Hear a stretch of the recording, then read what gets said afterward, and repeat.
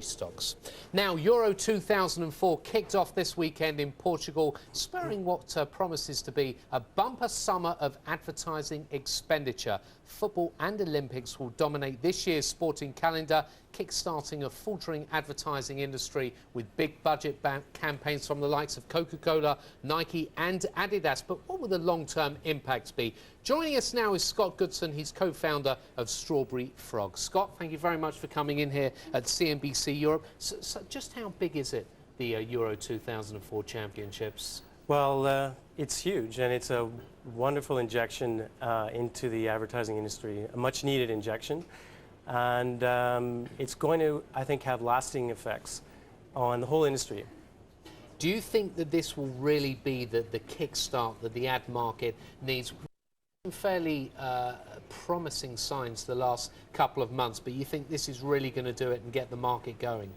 I think the big winners are going to be the smaller players in the industry, because basically the economic downturn over the last couple of years has been like a huge vacuum sucking the cobwebs out of the attic of the advertising industry, because it's been relatively traditional, and just jumping back into television advertising is not what we're going to see happening. We're going to see a lot of challenger brands come in and make use of a lot of untraditional media that's been very effective and successful as we move out of the summer.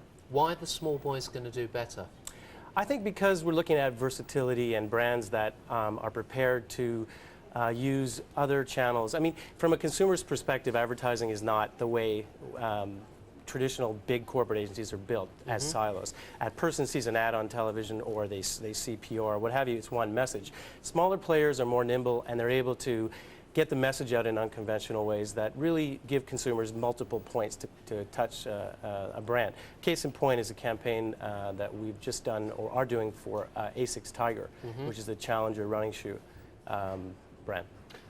Scott, does it say more, though? I'm interested to know, do you think the likes of you and me are a little bit tired of buying the big brands, and maybe we want to search for something new, maybe brands that not every Tom, Dick and Harry is wearing at the moment? Is this the trend we're going?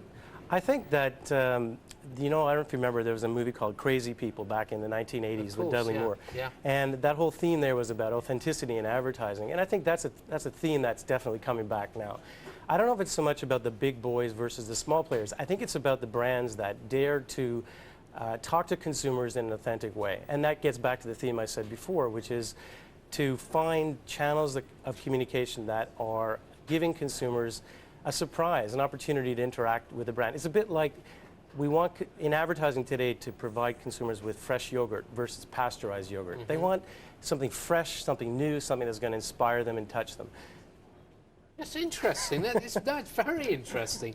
Is it that the consumer, though, are a little bit fed up with seeing the big names advertising the product, and I'm certainly not going to mention any names, but it's a little bit of a case of, oh no, not him again, or oh no, not her again. And as you said, they're looking for something fresh. But why are these big players not able to talk to the consumer in the authentic way that you think the smaller labels can?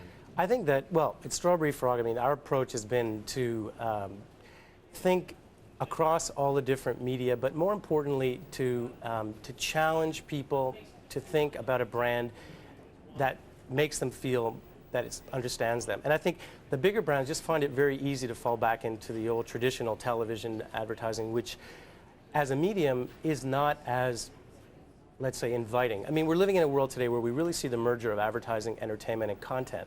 And that gives consumers an opportunity to create their own brands themselves.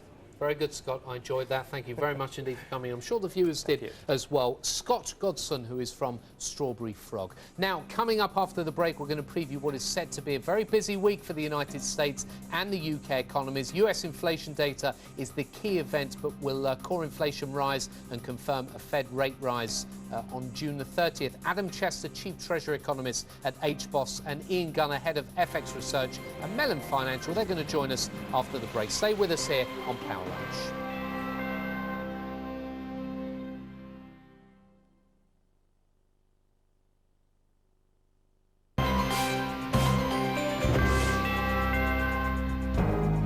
Our current market share is in the 10 to 12% range.